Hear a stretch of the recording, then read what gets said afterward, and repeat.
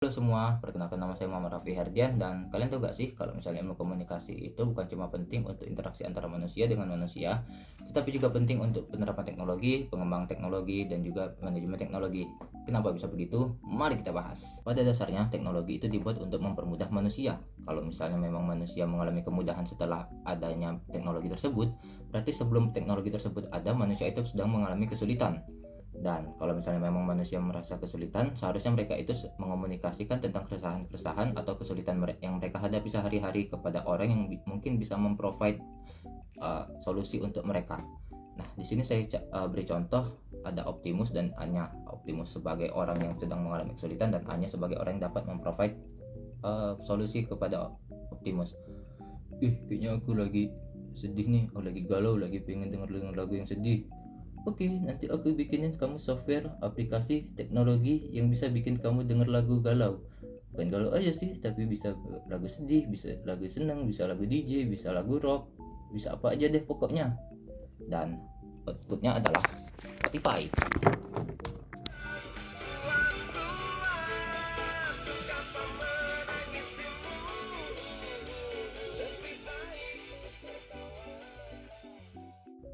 Untuk orang awam yang jarang bersentuhan dengan teknologi, sebuah instruksi untuk menggunakan dan menjalankan teknologi tersebut akanlah sangat penting dan dapat dilakukan dengan dua cara. Yang pertama itu secara verbal.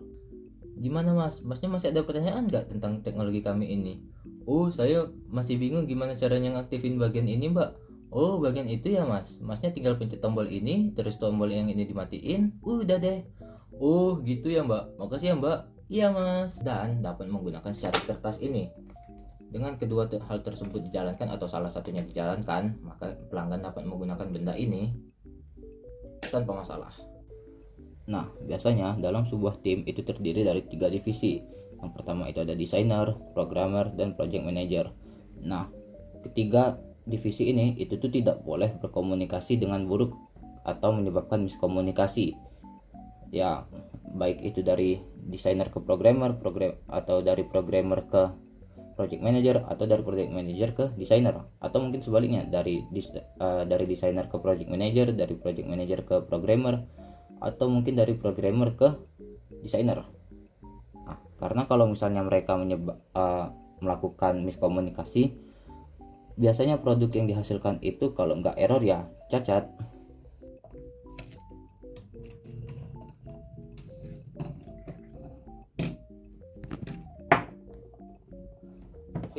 Apaan nih? Kok tiba-tiba ada mobil bawa senjata gini? Emang negara kita mau perang? Sama negara mana? Kok tiba-tiba banget sih? Waduh, harus nyari perlindungan nih cepet-cepet. Si bapak kemarin katanya mau bikin mobil tempur. Ini udah saya buatin malah lupa sih. Maksud saya mobil tempur tuh ya mobilnya bisa dipakai di segala keadaan. Banjir, gempa bumi, gunung meletus, tsunami, kiamat. Ya mobilnya masih bisa diandelin. Si bapak, makanya kalau ngomong tuh yang jelas dong. Jadikannya miskom nih. Ya udah deh, nanti mau saya bongkar dulu, mau saya revisi biar sesuai keinginan bapak. Kayaknya gak usah deh, kayaknya ini lebih keren.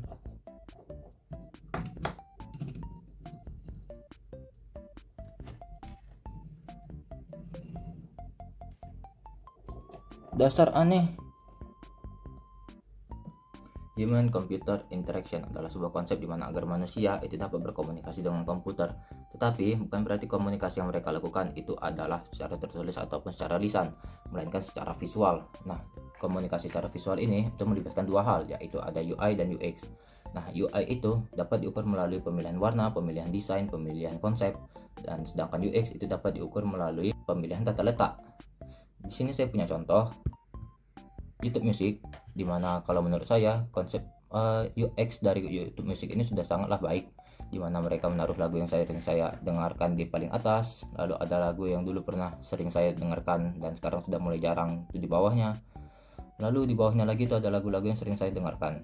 Nah, tetapi jika UI-nya dibandingkan dengan Spotify sebagai kompetitor mereka, secara interaktif, visual, konsep dan desain, Spotify menang telak.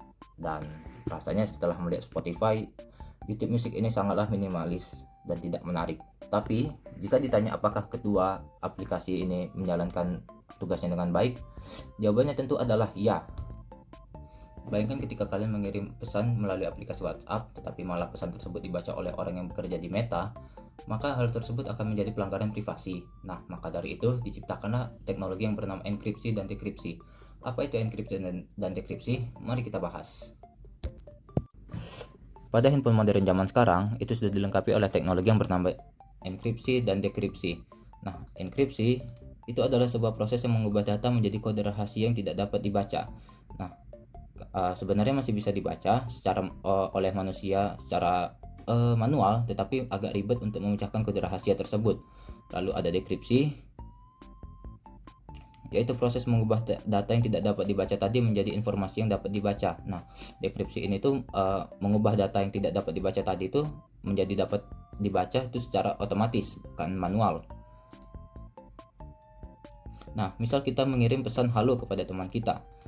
Kalau tanpa enkripsi, pesan halo yang akan dikirim ke server agar server dapat mengirimkan ke teman kita lagi itu hanya akan polosan halo. Tetapi kalau dengan enkripsi, pesan yang dikirimkan ke server itu kurang lebih seperti ini. Dia hanya kelihatannya seperti huruf acak tak beraturan, tetapi sebenarnya ini adalah enkripsi dan ini adalah keamanan cyber untuk aplikasi chat. Dan lalu handphone teman kita akan dekripsi dan menerima pesan halo dari kita. Komunikasi data adalah suatu cara komunikasi yang digunakan secara internasional dan secara global, terlepas dari bahasa apa yang digunakan. Kenapa bisa begitu? Karena komunikasi data menggunakan visual yang terstruktur. Daripada panjang-panjang menjelaskan, lebih baik langsung ke contohnya saja. Nah, salah satu contoh website yang menggunakan penyajian data itu dengan baik itu adalah Simak Unsri versi 3.0, di mana di sini saya dapat melihat nilai perkuliahan saya dengan tabel.